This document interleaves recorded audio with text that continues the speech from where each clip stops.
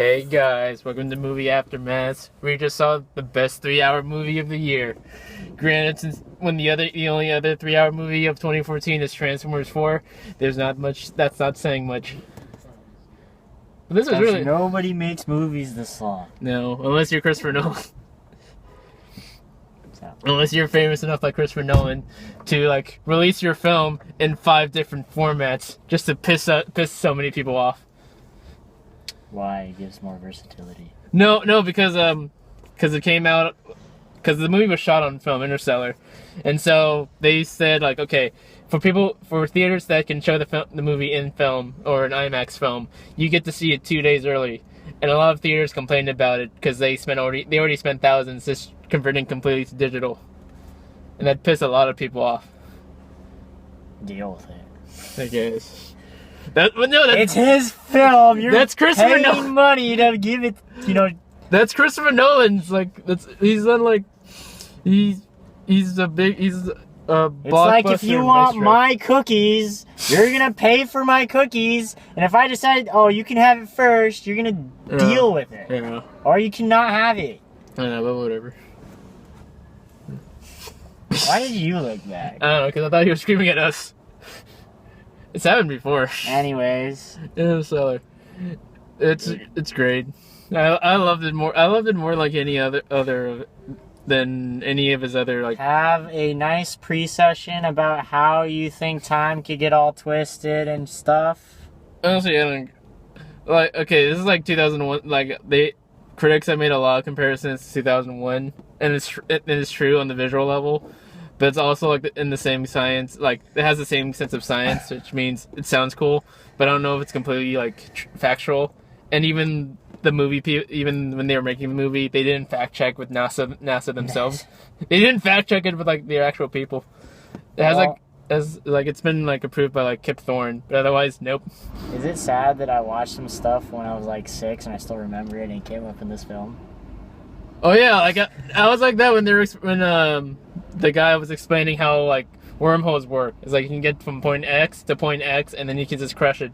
And I'm like, I remember I read that in Wrinkle in Time. That was Fairly Odd Parents. They scrunched the map. For me it was Wrinkle in Time. So that was like 8th grade. So like I watched the Science Channel when I got bored. Yeah. Anyways. So like string and then so like ants on this side and then the string and then That's enough.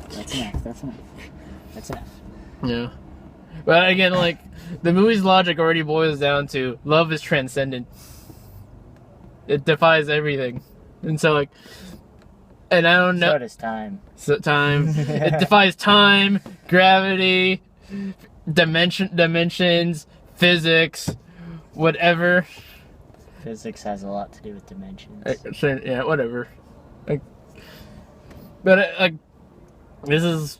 I want to get back to the point of how much I like.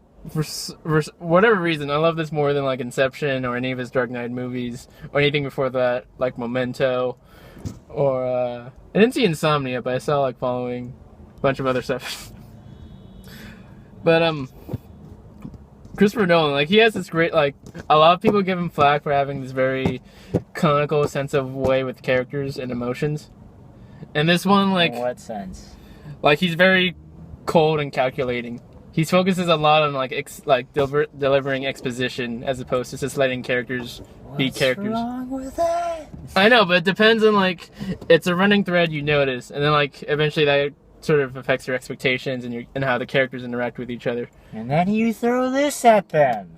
Yeah, and this movie clearly should have been this is a very like this movie has been passed around like across Hollywood for years, and Spielberg was once attached to it, and this is very much a Spielberg movie, at least for the first like hour before they go into space. Like the intimate setting, the family interaction. I'm just remembering it was 3 hours. Yeah. I don't know. I didn't have my watch on me, and I turned off my phone, so I have no idea how long that entire stretch lasted. Well, I never recorded anything. Yeah, the intimate setting, the family like dynamic. I like his whole reason for going into space. What? You really just wanted to go into space. But that too. He really just wanted to go. But then, when he gets into space, he's like, oh, I gotta get back. A little. I'm gonna get it back as fast as I can. Well, that's because like he was. And then right when he gets back, he leaves. Yeah. Yeah. Well, like because she told him to. No, Yeah. her. Yeah. Yeah, her. Just keep her like for a couple. I don't even know how that happened. Keep saying her for a couple minutes. We'll get back to that in like until like we get into spoiler territories. I don't know how that happened.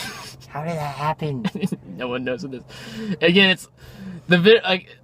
Okay, we saw this in IMAX, and thankfully now like it's been a couple of days since they released it, so all the sound, well, more or less all the sound problems and the desyncing, that should be more or less settled by the theater projectionist now.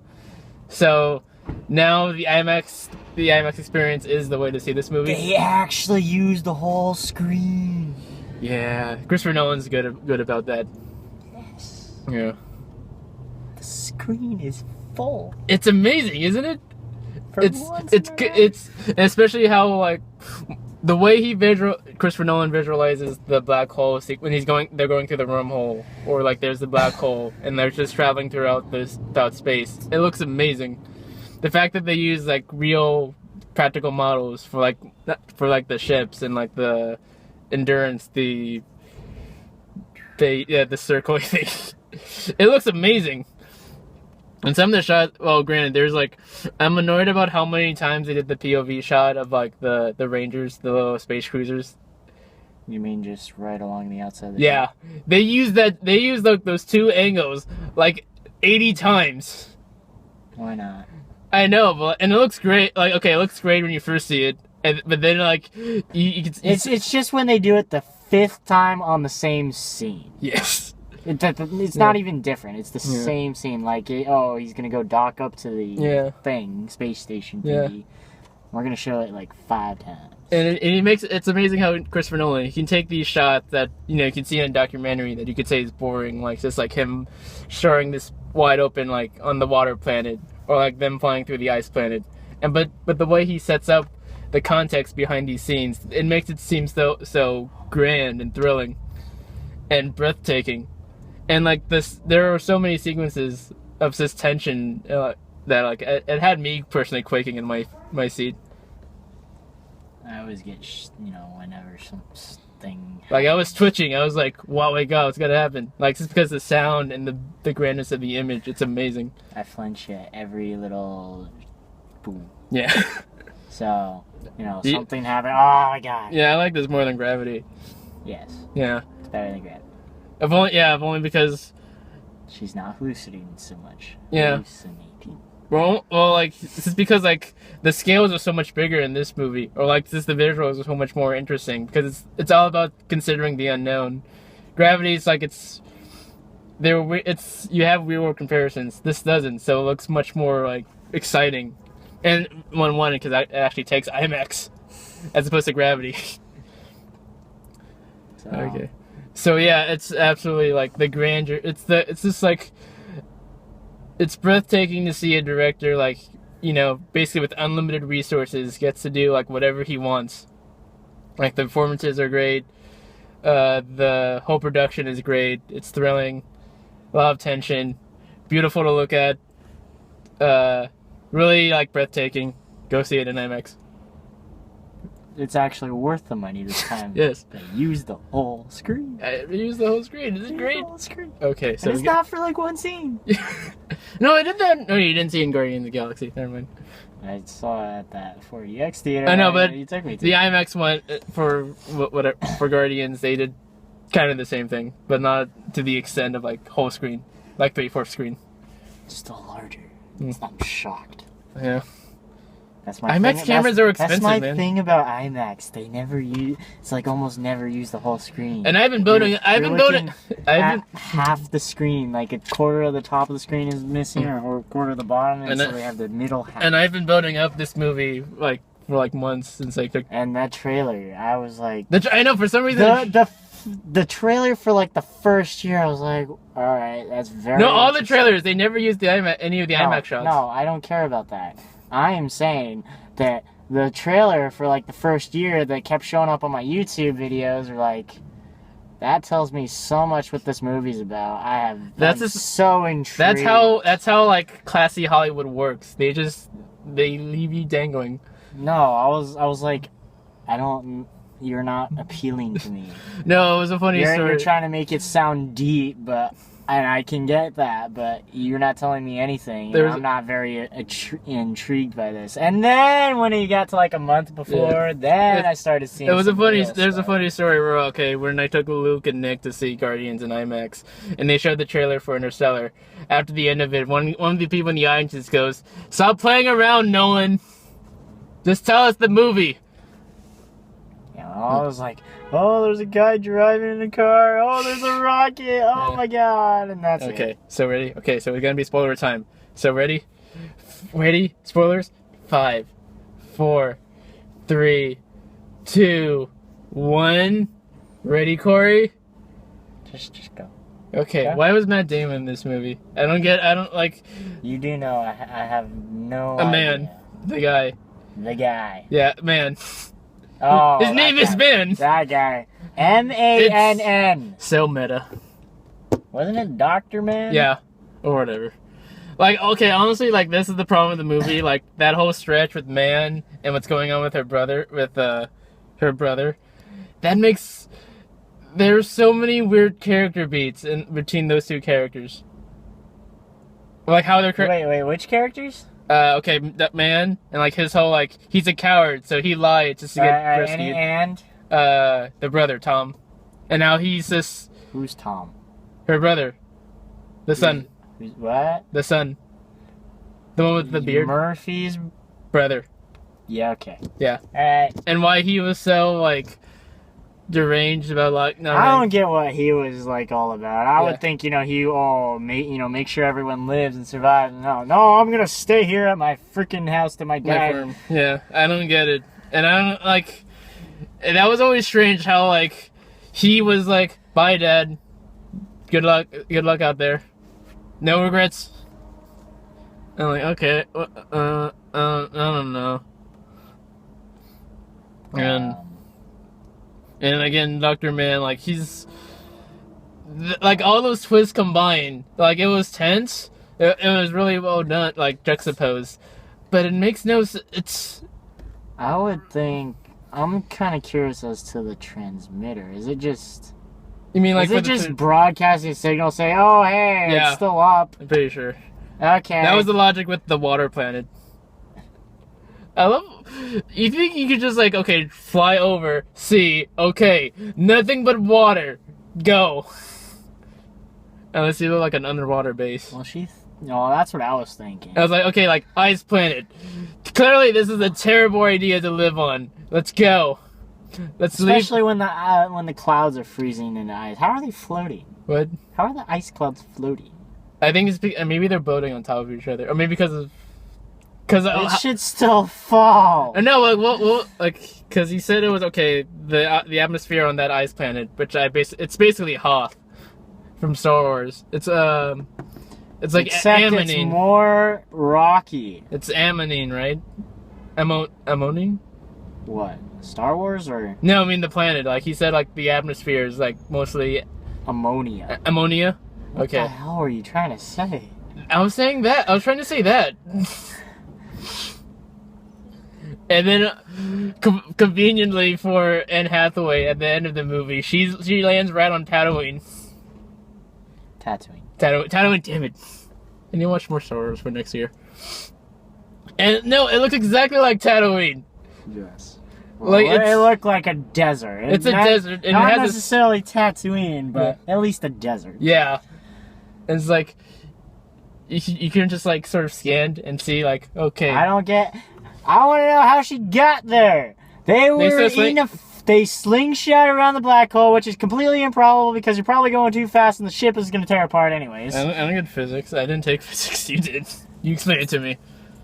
I would assume that. I mean, you're going pretty fast there.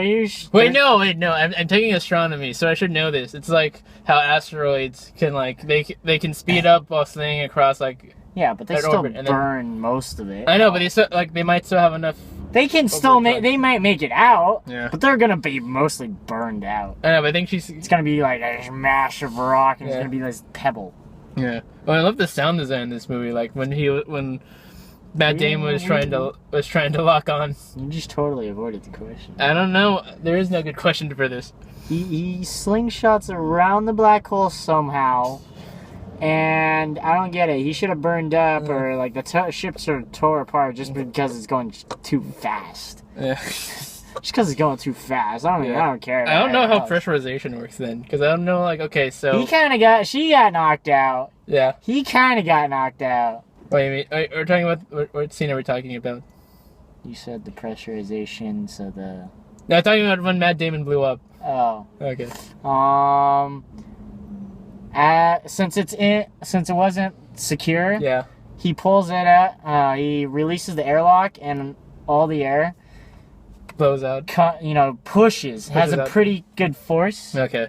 So it's got a huge force. So he pushes the ship, and the ship kind of turns, and then it crashes and it blows up because it hit shit. Okay. Yeah.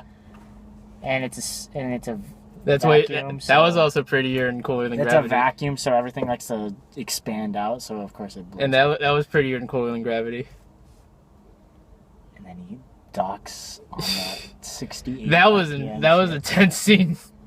Also, she got knocked out too again there. Oh yeah, I applaud this movie for having a robot or an artificial an AI character, like TARS, that's not evil or doesn't turn on the people. Case. It's Case, TARS, and Kip. Is it Skip or Kip? Kip. I don't know. I felt like that S was fading into black. No, it was Kip. I'm pretty sure. Whatever. And I want to know how he was he programmed to blow up or something? Is he programmed to blow up? I'm guessing. Yeah, because at the end of the movie they make the joke about how he has a self-destruct function. I don't know why he's designed that way. I don't know what use would the military have for that particular design, other than it looks cool. Because it's like this monolith that's made of individual shifting parts. So if he needs to move fast, he gets to spin. Rolls. Rolls, and then if he needs to pick up something, they have different weird. He can split one of his 4 pillars into 3. It looks cool, but it makes no sense. Because they established in this movie, he's a military project that has the AI and the obedience of Marines or military. It was probably to do exactly what he did with Dr. Brand. Yeah. Just get people off the field. And to be fair, he had more character than any of the other actors in the movie. Oh, it's because he's a robot. He gets to be free. I know, but he has personality as opposed to he gets to be free. I like the character. These characters are engaging not because of as a characters, but what they represent or how they. Matthew McConaughey, he's great in the movie. Okay. Cooper. Okay. What he represents, the whole idea of being courageous, just willing to risk oneself to explore, and being selfish and just doing what he wants to do. Yeah. What I hear, okay, I sort of have a complaint about this movie because the end of the movie, when they explain the whole twist about how he ultimately affects. He is what caused this ghost in the house, and that's another Spielberg-y thing. They outright reference Poltergeist in a way at the end, even though it's not a Spielberg movie. But I think I had to write an essay on that. Did you? What was it?